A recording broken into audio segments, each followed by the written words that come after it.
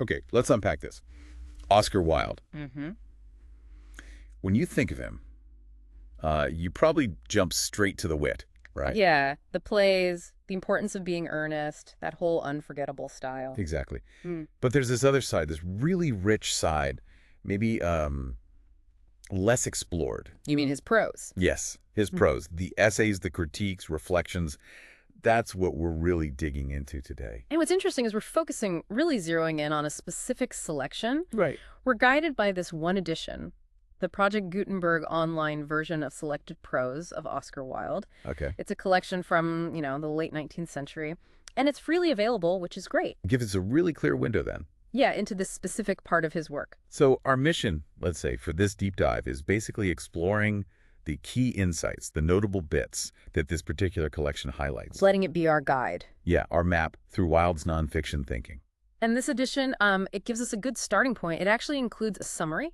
Oh, what does it say? Describes the anthology as, well, a showcase of his wit, naturally, but also his unique perspective on art, literature, society. Okay, the big themes. Exactly. And it points out how it reflects his belief in aestheticism, that emphasis on beauty, art for its own sake. And that connection he saw between life and art. Right, that interplay he was so interested in. So that summary kind of sets the scene. It mentions critiques of other writers, beauty and art. Yeah, and even broader thoughts on morality, existence. It hints at the range right from the start. Sounds like quite a mix. And the editor is Robert Ross. His preface is included too. Robert Ross, okay. And apparently Ross talks a bit about the challenge of, well, curating something like this. How do you choose? Yeah, how do you represent all that diverse prose in just one volume? It's a tough call. And Ross, in that preface, he really highlights Wilde's writing style, doesn't he? He does. This edition points out Ross stressed the clarity and the ease of Wilde's writing. Which is interesting. Very. Especially because he contrasts it with what the source calls preciosity in Wilde's contemporaries. Preciosity. Yeah. Like overly elaborate, maybe artificial. That's the idea, I think. Sort of affected. So highlighting Wilde's clarity really sets him apart for that time. Makes sense. And this collection also makes a point of showing his critical side. There's supposedly a sharp commentary on George Meredith. Oh, really? And critiques of contemporary realism in literature. So he wasn't just witty, he had definite opinions. Okay, right. So based on how this collection is framed, we're not just getting the playwright. We're getting Wilde, the critic, the thinker. But presented as accessible, right? Clear and easy, as Ross says. Yeah. It feels like an invitation to see his critical mind, his lyrical prose, but specifically through the lens Robert Ross created for this selection. And if you actually look at the contents list in this Gutenberg edition, wow, it really broadens the picture. How so? What else is in there? Well, beyond the literary stuff, there are essays that touch on art history, archaeology. Geology. Seriously. Yeah. Titles like The Poetry of Archaeology and The Art of Archaeology. Oh, that's not what I'd immediately associate with him. Me neither. And it gets even more varied. There are pieces on Impressionism. One essay is apparently titled The Influence of the Impressionists on Climate. Get out on climate. I know, right? Makes you want to read it immediately. And then observations on historical figures like Wainwright or Cardinal Newman. Okay, so it's not just high art theory. Not at all. There are even shorter pieces that look almost like fiction. The Young King, A Coronation. Vignettes, maybe? Could be. Mixed in with letters, observations on specific places like Covent Garden, even a bullfight. Wow, okay, that range really backs up that summary point about the interplay between life and art. Definitely. It seems like he applied that critical eye, that unique style to pretty much everything. Blending art criticism with thoughts on history, life, specific scenes. Yeah.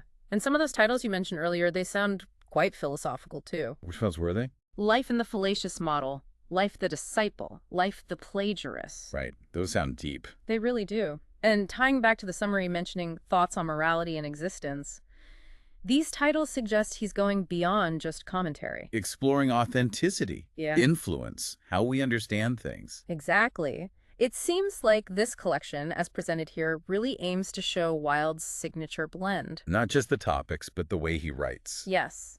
That mix of insightful critique with that lyrical prose style, the one Ross called clear and easy. Clear and easy, yet tackling these big ideas about beauty, morality, life itself. It makes you wonder, doesn't it, how that clarity compared to the preciosity of others. How that maybe allowed him to be so sharp. Could be. That critique of Meredith or his take on realism, maybe they weren't just clever remarks, but part of a larger, accessible argument for his whole aesthetic view. What art should be, what writing should be, from his perspective. And connecting that to the whole collection, critiques, beauty, morality, it feels designed to show the full spectrum. More than just the famous one-liners from the plays. Much more. It's about his prose mind at work. So looking at this specific Project Gutenberg version, what we're seeing is a deliberately chosen selection. Curated by Ross. Yeah. Emphasizing the range of topics and those key style points.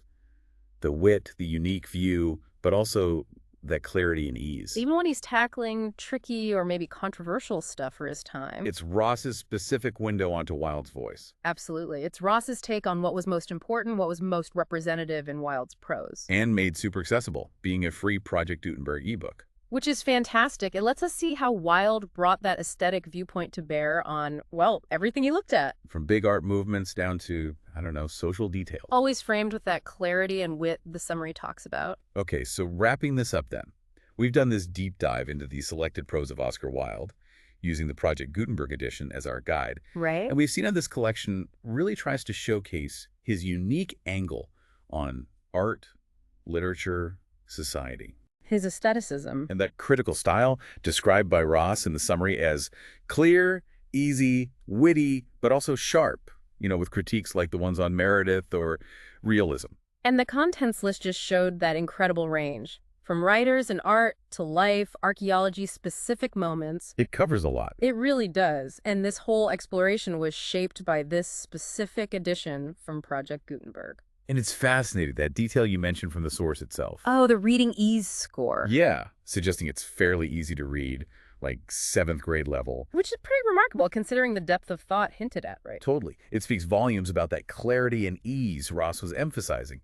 This edition really works to establish Wilde's blend, insightful criticism, lyrical prose. So, thinking about all this, how do these late 19th century ideas land today? Good question. Ideas about art, criticism, that life-art connection. Does Wilde's focus on clarity and ease, especially against that backdrop of preciosity, feel, I don't know, particularly relevant now in our own sort of information overload? It makes you think. And building on that, based on the insights from this source, especially those really intriguing titles. Life in the Fallacious Model, Life the Disciple, Life the Plagiarist. Yeah, those. Here's something maybe for you, the listener, to ponder. Yeah. How might Wilde and essays hinted at by titles like those be challenging our ideas about what's authentic, what's learned, what's just copied? Not just in art, but in life itself. Exactly. And maybe take it a step further.